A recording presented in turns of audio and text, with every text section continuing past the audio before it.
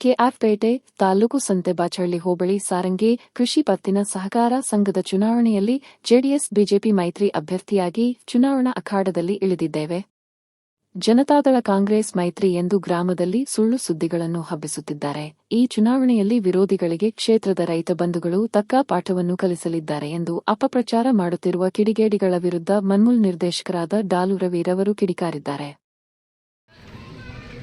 Sarangi PSCS ಸೊಸೈಟಿಯ ಚುನಾವಣೆ 12ನೇ ತಾರೀಕು ನಿಗದಿಯಾಗಿತ್ತು. 4ನೇ ತಾರೀಕು ಚುನಾವಣೆ ನಾಮಪತ್ರದ ಸಲ್ಲಿಸೋ ಕೊನೆ ದಿನ ಆಗಿತ್ತು. ನಾಡಿದ್ದು ನಾವು ಹಿಂದೆ ಎಲ್ಲ ಒಮ್ಮತವಾಗಿ ಒಟ್ಟಾಗಿ ಬಂದು ಎಲ್ಲ 10 ಅಭ್ಯರ್ಥಿಗಳನ್ನು ನಾವು ಕಣದಲ್ಲಿ ನಿಲ್ಲಿಸ್ತಾ ಇದ್ದೀವಿ.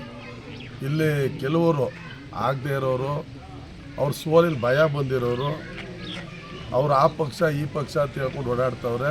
ನಾವು ಇದು ಪಕ್ಷಾತೀತ. ನಾನು JDS ಅಧಿಕೃತ, ವಿಶ್ವಣ್ಣ JDS ಅಧಿಕೃತ, ನಮ್ಮ ಪಟೇಲರು BJP, ನಂಜುಂಡಪ್ಪ ಹಿಂದಿಂದು ಅಧಿಕೃತ JDS, ಇವರೆಲ್ಲ JDSನವ್ರೆ. ರವಿ ಅಧಿಕೃತ ಪಕ್ಷಕ್ಕೆ ಓಟ್ ಹಾಕಿರೋರು ನಿಂತಿರೋರು.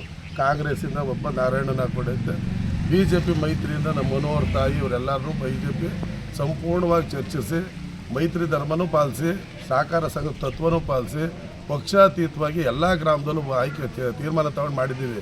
ಯಾರ್ದೋ ಒಂದು ಪಕ್ಷ ಒಬ್ಬ ವ್ಯಕ್ತಿಯ ಬಣ ಅದು. ಈಗ ಅವ್ರೇನು ಮಾಡ್ಕೊಂಡವ್ರೆ, ಒಂದಿಬ್ಬರು 3 ವ್ಯಕ್ತಿಗಳು ಬಣ ಅದು. ಇದು ಪಕ್ಷದ್ದಲ್ಲ.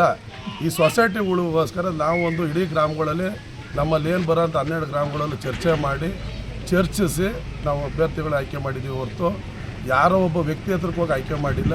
ಹಿಂದಿನಿಂದ ಏನು ಚುನಾವಣೆ ಪ್ರಕ್ರಿಯೆ ಸೊಸೈಟಿ ನಡೀತಿತ್ತು ಅದೇ ರೀತಿ ಹಿಂದೆ ನಾರಾಯಣಗೌಡರ ಕಾಲದಲ್ಲೂ ಅದೇ ಪ್ರಕ್ರಿಯೆ ಅವ್ರು ಮಂತ್ರಿ ಆದಾಗಲೂ ನಡೆದಿತ್ತು. ಆದರೆ ಚುನಾವಣೆ ಅನಿವಾರ್ಯವಾಗಿ ನಡೆದಂಥ ಕಾಲದಲ್ಲೂ ನಾವೀಗ ಏನು ಹೇಳ್ಕೊಬತ್ತವ್ರಲ್ಲ